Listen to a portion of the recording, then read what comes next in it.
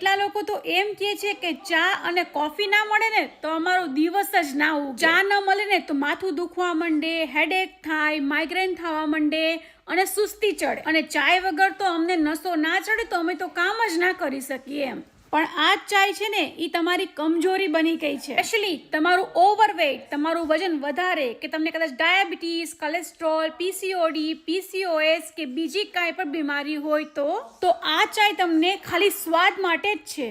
એ સ્વાદ લેવા માટે તમે કેટલી બધી બીમારીઓને સંકેત આપી રહ્યા છો. હું તમને એમ કહું કે આ ચાને મૂકવાનું તમને સીધું અને સરળ રસ્તો આપું તો કેવું લાગશે? તમે તમારી ચાને મારી ચા સાથે જ્યારે રિપ્લેસ કરશો, મીન્સ એ ચાની બદલે તમે આ ચા પીશો, ત્યારે સવારે ઉઠીને તમારી બોડી તમારું ફેટ લોસ કરવા માંડશે.